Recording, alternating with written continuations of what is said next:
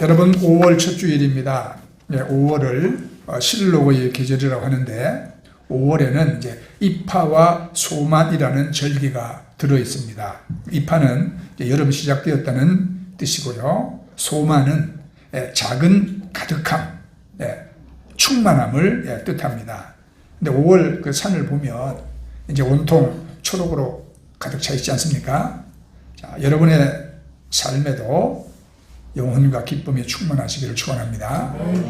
특별히 이제 5월은 가정의 달이라 여러분들의 가정에도 어려운 문제들이 해결되어지고 또 식구들이 안 믿은 자들이 구원받고 여러분들이 하는 모든 일이 잘 이루어지고 기쁨이 넘치기를 축복합니다. 지난 그 2010년에 그 127시간, 127시간이라는 제목의 영화가 개봉이 됐거든요. 실화를 바탕으로 만든 영화였습니다. 내용은요, 2003년에 미국 유타주에 그 블루존 캐니언이라는 그 바위 산이 있거든요. 거기서 이제 혼자 암벽 등반을 하던 28살 먹는 청년 에런 랩스턴이 좁은 암벽 틈으로 미끄러졌어요. 그래서 360kg짜리 바위와 암벽 사이 오른팔이 끼이는 사고를 당합니다. 팔이 안 빠져요. 근데 그 수중에는요, 물 350ml, 그러니까 페트병 2개가 채 안 되는, 그 다음에 자기가 가지고 가는 주머니 칼, 이것밖에 없었어요. 그 상태로, 팔이 끼어있는 그 상태로 5일 동안 그 좁은 틈에 갇혀서 죽음을 이제 기다리다가 아무리 애를 써도 팔이 안 빠지거든요. 그래서 이제 결국 결단을 내립니다. 자기가 가지고 있던 칼로 자기의 오른쪽 팔꿈치 아래를 스스로 잘라요. 자기 자신의 팔을 미워해서 자른 게 아니잖아요. 팔보다 생명이 더 소중하기 때문에 그는 스스로 자기 팔을 거기서 자르고 빠져나옵니다.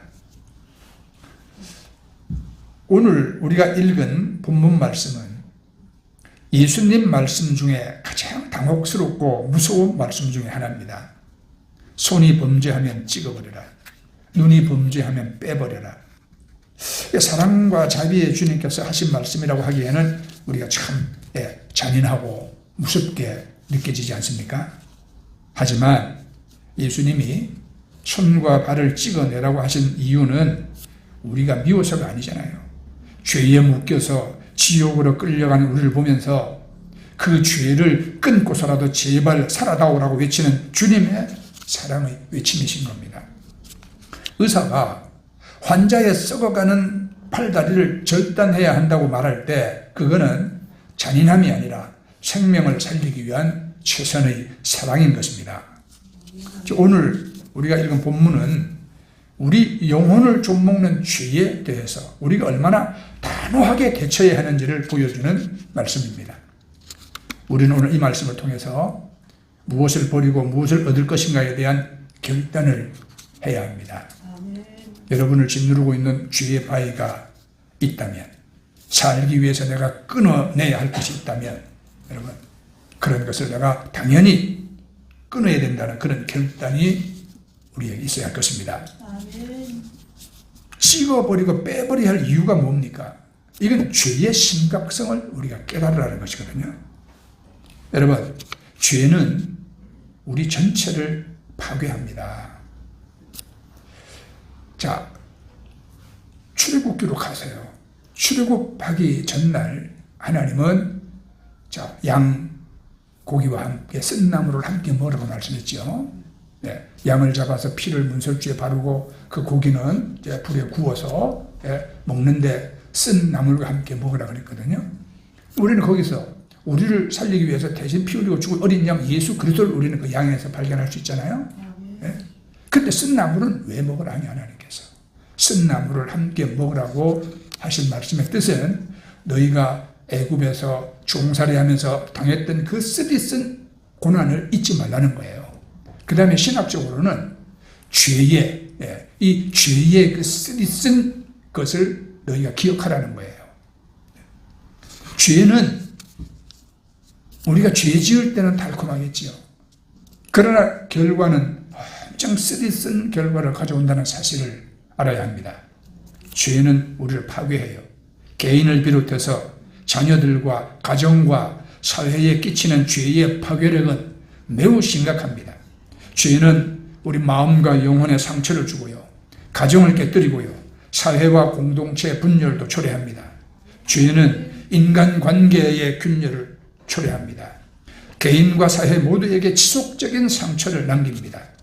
그래서 죄의 결과로 인한 괴로움은 단순한 육체적인 고통을 넘어서 영혼의 불안과 우리 정서적인 혼란을 일으킵니다. 오늘 읽은 본문에서 예수님은 손, 발, 눈을 언급하시잖아요. 이건 우리 몸에서 가장 소중한 지체들이지 않습니까? 손, 발, 눈.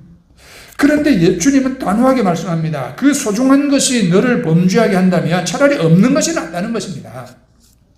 손은 우리가 행하는 악한 행위와 탐욕을 상징합니다.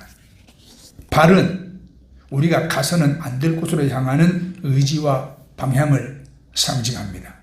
눈은 우리 마음으로 들어오는 유혹과 정욕의 통로를 상징합니다. 여러분, 예수님이 진짜 우리 몸을 자르라고 하신 것은 아니잖아요. 자, 이것은 강조입니다. 죄를 짓게 만드는 환경, 관계, 습관 그런 것이 있다면 그것이 아무리 나에게 손과 발처럼 소중하고 익숙한 것이라도 기어코 끊어내야 하는 영적 수술이 필요하다는 뜻입니다. 네. 김선자라는 여인이 여러분 있었습니다. 남편이 페인트공으로 일을 했어요. 근데 아들 셋을 두고 평범하게 살아가던 그런 주부였습니다. 그런데 어느 날부터인가 캬바레에 출입을 하더니 도박에 손을 대기 시작했어요. 남편이 벌어오는 돈은 물론이고 가족, 친구, 친척, 이웃 등 온갖 아는 사람 지인들에게 돈을 빌리기 시작했습니다. 그리고 빌린 돈은 모두 도박으로 다 잃어버리고 결국 빚더미에 이제 올라서게 됐죠. 근데 이 지인들이 이제 계속 빌려준 돈 갚으라고 독촉을 하거든요. 그런데 어느 순간 빚 갚으라고 독촉하는 저들을 죽이면 안 갚아도 되겠다는 생각을 했어요. 그리고는 그들의 금품까지 빼앗을 마음 먹고는 어떻게 죽일까? 빠르고 확실한 독약, 청산가리를 구해가지고 범행에 활용하기 시작했습니다. 1986년도 10월 달에 자기에게 돈 빌려준 채권자 김 씨와 함께 신당동 목욕탕에 같이 갔어요. 옷을 벗던 김 씨에게 이 김선자는 청산가리를 탄 음료수를 마시라고 내밀었습니다. 그 음료수를 마시고 쓰러진 김 씨에게서 김선자는요, 순식간에 금목걸이하고 반지를 가로챘어요. 그리고는 이 채권자가 죽었으니까 빚을 안 갚아도 됐습니다. 황당하게도 이 심장마비를 죽었다고 그렇게 처리가 되고 말았어요. 자, 그 다음에 1년 뒤입니다. 87년 4월 달에는 대담하게 사람 많은 시내버스 안에서 2차 범행을 벌였어요. 전씨 성을 가진 사람이 김선자에게 약 700만 원을 빌려줬는데 이 김선자는 그날 영등포에서 돈 받을 일이 있으니 같이 가자. 그리고 버스를 타고 가다가 자, 똑같이 그 김선자가 건넨 음료수를 마시고 사망했습니다. 3차 사건은 또 그 다음에 88년 3월 27일에 일어났는데 아버지의 재산을 탐냈어요. 그래서 이 김선자는요, 73살이었던 아버지와 함께 경기도 이천 친척집에 회갑잔치 당해오다가 서울로 돌아오는 시외버스 안에서 아버지를 똑같은 방법으로 독살했어요. 아버지는 딸 김선자가 건넨 건강 음료를 마신 뒤에 어지럼증과 구토 증세를 보이다가 의식을 잃고 쓰러졌어요. 역시 병원에 도착했을 때는 이미 숨져 있었지요. 이것도 노인성 심장마비를 일으킨 거로 처리돼가지고 경찰에 신고하는 조차도 없이 그냥 유족에게 시신이 넘겨져서 바로 화장이 돼버렸어요. 그 다음에 4차 사건은 그 다음 달 4월 29일에 일어났는데, 이거는 여러분 친동생이에요. 친동생. 이날 정오무렵 시내버스를 타고 가던 김선자의 동생은 언니가 준 건강 음료를 마신 뒤에 곧 쓰러졌어요. 옆에 서 있던 20대 청년 2명이 막 들쳐오고 병원으로 뛰었는데 이미 숨졌습니다. 동생은 언니에게 1,000만 원 정도 빌려줬었다고 합니다. 다시 석 달 뒤에 88년 8월 8일입니다. 5차 사건이 일어났어요. 이번에는 좀 12촌 시누이래. 성이 손씨인데 좋은 집을 싸게 사주겠다는 김선자의 제안으로 서울 종로구 숭인동의 한 다방에서 만났어. 계약금으로 준비해온 484만 원을 받았습니다. 그 자리에서 차용증을 딱 써준 김선자가 건강 음료를 내밀면서 몸에 좋으니 마셔봐 그랬답니다. 그것 마시고 다방 나온 손씨는 의식을 잃고 쓰러져 버렸죠. 5번, 무려 5번. 경찰은 마침내 유력 용의자로 이 김선자를 지목하고 1988년 9월 2일에 검거를 했습니다. 자, 그 김선자는 사형 언도를 받았죠. 그리고는 사형 언도 받고 한 10년 정도 복역했어요. 그리고 1997년에 청주교도소에서 사형이 집행이 됐습니다. 여러분, 이 한 사람의 죄가 얼마나 심각한 파괴력을 가지고 여러 사람의 가정과 자녀들을 망쳤는지 한번 생각해 보세요. 여러 사람 목숨 뺐었지요. 재물 빼앗았지요. 가정 깨뜨렸지요. 남겨진 가족들을 얼마나 이런 불행하게 만들었습니까? 김선자가 아들 셋이 있었다고 그랬어요. 세 아들은 엄마가 그런 살인마를 했다는 사실을 알고 이 세상 어떻게 살아갈까요? 피해자, 남은 가족들의 또 자녀들은 또 어떤 불행을 여러분 당하면서 살까요? 이 죄의 파괴력은요, 참으로 여러분 무서운 겁니다. 그래서 우리 주님은 찍어버리라, 빼버려라, 그렇게 단호하게 말씀하신 겁니다. 그렇게 안 하면 우리가 여러분 내 육신의 소욕에 좋은 대로 우리가 여러분 죄 짓고 탐욕 가지고 그렇게 살아간다면 가야 할 곳이 지옥이라고 말씀하잖아요. 그 지옥의 실제와 영원한 형벌을 주님은 말씀하시는데, 거기서는 구더기도 죽지 않고 불도 꺼지지 아니하느냐. 주님께서 이렇게 무서운 표현을 쓰신 이유는 우리가 가야 할 천국 영생의 가치가 그만큼 크기 때문이고, 반대로 우리가 피해야 할 지옥의 고통이 그만큼 실제적이기 때문인 것입니다. 잠깐의 쾌락을 위해서 영원한 생명을 도박판에 던지는 어리석음을 범하지 말라는 강력한 경고인 것입니다. 오늘 이 말씀이 여러분들이 쓴 나물같이 그렇게 들려도 그것은 죄에 대해서 심각한 지금 주님이 경고라는 것을 우리가 깨달아야 합니다. 그러면 우리가 여러분 이제 우선순위를 우리가 여러분 잘 정립하는 삶을 살아야 되거든요. 불구자로 영생에 들어가는 것이 나으니라 주님 말씀했습니다. 이게 반복되는 구절입니다. 장애인으로 혹은 다리 저는 자로 영생에 들어가는 것이 두 손, 두 발, 두 눈 가지고 지옥에 던져지는 것보다 나으니라 그렇게 말씀했어요. 세상은 우리에게 온전함을 요구합니다. 모든 걸 다 가지고 누리고 즐기며 사는 것이 복이라고 말하잖아요. 그러나 예수님의 가치관은 다릅니다. 주님은 너희가 거룩한 불구자가 되라 그렇게 말씀했네요. 자, 거룩한 불구자는 세상적으로 우리가 손해를 보고 유행에 뒤처지고 관계에서 소외당할지라도 하나님 앞에서 죄를 짓지 않고 우리가 정결함을 지키는 그런 사람인 것입니다. 그런데 온전하지만 비참한 온전함이 또 있어요. 세상 모든 즐거움을 다 누리고 모든 걸 가졌으나 그 속에 죄가 가득하여 결국 영원한 형벌로 향하는 그런 상태인 것입니다. 그러면 이제 우리는 어느 쪽을 택해야 되냐 이 말이에요. 그리스도인은 더 좋은 것, 영생을 위해서 좋아 보이는 것, 죄의 유혹을 포기할 줄 아는 사람이 되어야 하는 것입니다. 이것이 바로 우리 기독교의 거룩한 우선순위입니다. 우선순위.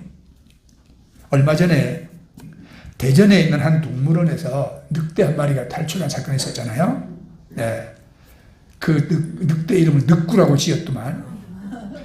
근데 이 늑대를 다시 생포하느라고 많은 사람들이 아주 며칠 동안 고생 많이 했어요.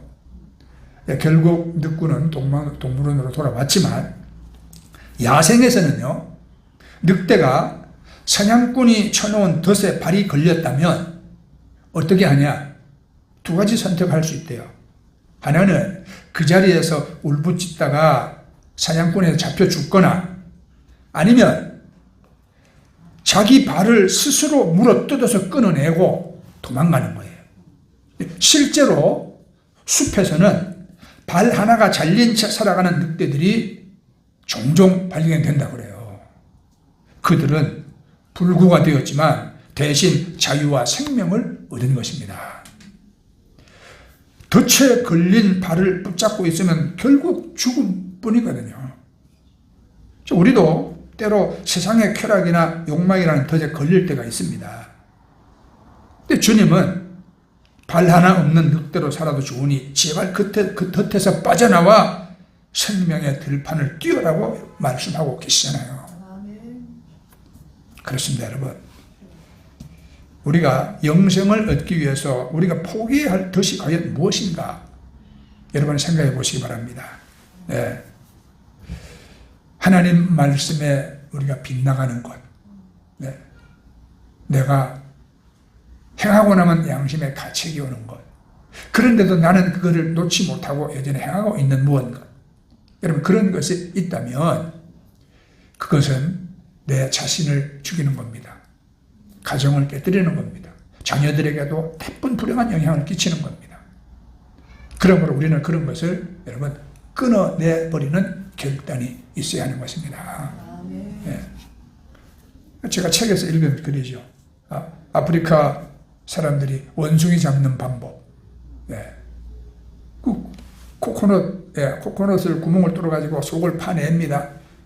딱 원숭이 손이 이렇게 들어갈 수 있도록 그 안에다가 원숭이가 좋아하는 것을 딱 넣어놓고 그 코코넛은 또 반대로 줄을 매달아가지고 고정을 해놓습니다. 원숭이가 싹 와서 들여다봅니다. 안에 자기가 좋아하는 게 들어있어요. 손을 싹 집어넣어서 딱 집습니다. 이 주먹 집어 안 빠집니다, 이게. 예, 입구가 작아서. 그때 손을 빼려고 낑낑거리고 있을 때 딱 보고 있던 주민들이 달려옵니다. 원숭이가 살 수 있는 길은 손을 빨리 펴버리고 손을 빼고 도망가는 게 살 길이에요. 그런데 이 원숭이들은요, 주먹을 꽉 쥔 채로 어쨌든지 손을 빼려고 애를 쓰다가 결국 잡히고 만대요. 우리는 여러분 그런 어리석은 모습을 안 보이냐? 우리가 스스로 한번 돌아봐야 돼요. 그렇지? 네. 내가 놓지 못하고 있는 무언가, 영생을 얻기 위해서 우리가 포기해야 할 이 덫이 과연 무엇인가? 썩어가는 상처를 도려내지 않으면 전신에 독이 퍼지는 폐혈증으로 결국은 목숨을 잃습니다. 그렇죠? 그래서 예수님은 찍어버려라, 빼버려라 이렇게 말씀하신 겁니다. 자, 우리가 오늘 여기 소금과 이제 불이라는 게 나오잖아요. 49절에 사람마다 불로서 소금치듯함을 받으리라 그랬는데, 이 구절을 해석하기가 참 어렵기로 유명한 말씀이에요. 네. 죄 짓고 지옥에 떨어진 영혼들이 불 속에서 고통을 당하는 장면도 연상을 시키지만, 또 이 문맥상 이건 거룩한 정결함의 과정을 의미합니다. 구약의 제물에는 반드시 소금을 쳐야 했어요. 레위기 2장 13절에 보면, 그럼 이 소금은 변치 않는 언약과 부패 방지를 상징하는 것입니다. 그러니까 우리가 우리 스스로의 죄의 통로를 끊어내는 결단을 내리지 않는다면 결국 하나님의 불과 같은 시험과 심판을 통해서 정결하게 되는 과정을 우리가 겪게 될 것이다 이 말입니다. 여러분 그 과정을 여러분 겪으실래요? 네. 내가 이 죄를 스스로 끊어내는 결단을 내리지 않는다면 하나님이 끊게 하시는데, 불같은 시험을 통해서 우리를 하나님이 정결하게 만드신다. 그런 과정을 여러분들은 겪지 마시기 바랍니다. 아멘. 우리가 스스로를 쳐서 하나님께 복종시키고, 아멘.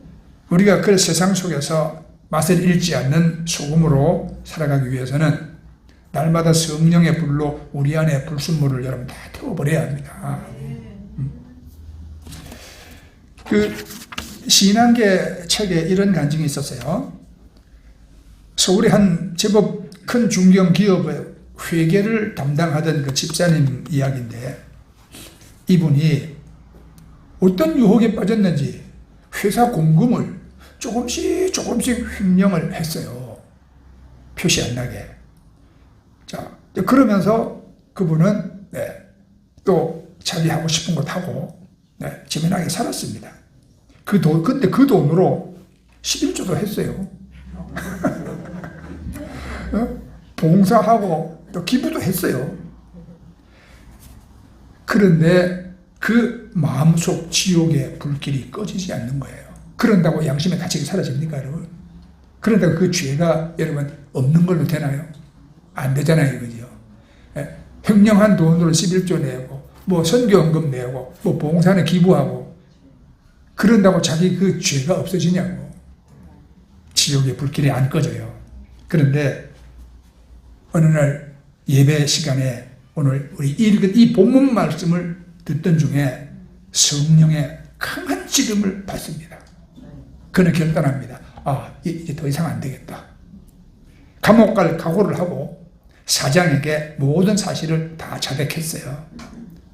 결국 그분은 직장을 잃었습니다. 퇴직금도 반납했습니다. 변상해야 되니까. 그리고 사회적인 명예도 이제 실추됐습니다. 세상 눈으로 보면 팔이 잘린 불구자가 된 것입니다. 하지만 그분은 이렇게 고백했어요. 수억 원을 가졌을 때보다 정직하게 감옥 갈 준비하는 지금이 내 인생에 가장 편안합니다. 이제 진짜 살 것 같습니다. 그렇게 간증했어요. 자, 이 집사님은 자신의 사회적 손을 스스로 찍어버렸습니다. 세상은 그를 어리석다 말할지도 모르지만 하나님은 그를 생명을 얻은 자라고 부르지 않겠습니까? 우리가 놓지 못하고 움켜쥐고 있는 그 부정함이나 불순종의 고집이 사실은 우리 영혼을 죽이고 있는 것입니다. 자, 그러므로 여러분 결론은요, 우리가 지금 우리는 당장 끊어야 한다는 사실이에요. 오늘 말씀은 우리에게 묻습니다. 당신을 자꾸만 하나님으로부터 멀어지게 만드는 그 손은 무엇이냐 이 말이에요. 어떤 끊지 못하는 그러한 우리가 나쁜 습관이냐, 하나님보다 더 사랑하는 돈이냐, 명예냐, 내 영혼을 갉아먹으면서 차마 놓지 못하는 어떤 부정적인 관계가 있느냐. 주님은 오늘 우리에게 무서운 심판관으로 다가오는 게 아니라 우리를 살리고 싶어 하시는 간절한 구원자로 다가오십니다. 그것 놓지 않으면 네가 죽는다. 그러니 지금 아프더라도 잘라내라. 내가 너의 영원한 생명을 책임지겠다. 지금 그렇게 말씀하는 거예요. 그래서 여러분, 적당히 타협하는 신앙은 결국 우리를 침몰시킵니다. 그래서 여러분, 죄에 대해서 단호하십시오. 죄에 대해서 단호하십시오. 하나님은 다 우리를 용서하시지만, 그러나 내가 여러분 그 용서함을 남용하고 그리고 뻔뻔하게 우리가 죄를 짓는다면 하나님은 심판 때 우리를 여러분 여전히 용서하고 여러분 사랑으로 덮어주시겠습니까? 그렇지 않습니다. 여러분 죄에 대해서 단호하시고 하나님에 대해서 여러분 온전하십시오. 내 안의 범죄케 하는 지체를 과감하게 여러분 탁 찍어버리고 주님이 주시는 참된 평안과 영생의 기쁨을 누리는 여러분 다 되기를 우리 주의 이름으로 여러분 축원합니다. 네, 자, 우리 찬양하고 기도하겠습니다.